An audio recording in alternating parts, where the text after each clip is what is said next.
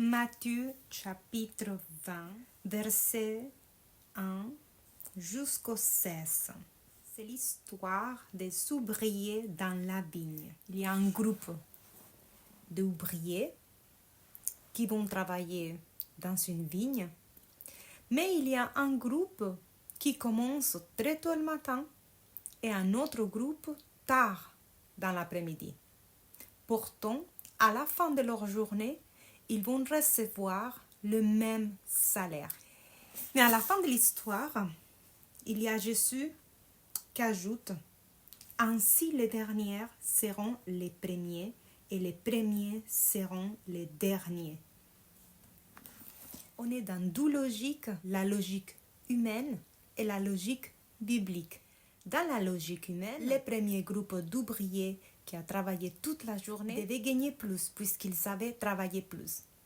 Dans l'histoire, je vous encourage à lire les chapitres. Il y a plusieurs enseignements dans cette même parabole. Il y a ces premiers méritent un meilleur salaire puisqu'il a travaillé toute la journée par rapport à l'autre groupe qui a juste travaillé quelques heures. Mais ce qui est important à retenir, c'est que la pièce d'argent que chaque ouvrier a reçu était le salaire pour couvrir les besoins de la journée. Tous les ouvriers ont eu leurs besoins de la journée qui a été couverte. Dans la logique biblique, le Seigneur, il pourvoit à nos besoins chaque jour. Voyons déjà cette provision égale pour tous les ouvriers malgré leur action.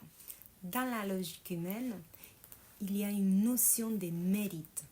Je mérite ceci, tu ne mérites pas cela.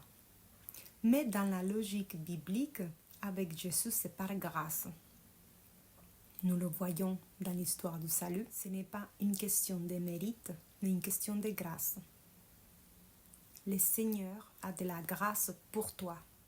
Peut-être que tu te dis aujourd'hui que tu as fait des choses terribles et que tu ne mérites pas être un ami de Jésus. On voit clair la grâce à travers cette parabole. Ce n'est pas par tes actes, c'est par amour que Dieu a de la miséricorde pour chacun d'entre nous. Ce n'est pas parce que tu as travaillé dur que tu vas gagner le salut. Ce n'est pas parce que tu vas travailler dur que tu vas gagner la grâce de Dieu. Et dans la même parabole, nous voyons le sentiment négatif de la comparaison qui aujourd'hui est très à la mode. Les ouvriers qui ont commencé à travailler toute la journée comparent ce qu'ils ont fait par rapport à ce qu'ont fait les ouvriers qui ont travaillé que quelques heures à la fin de la journée.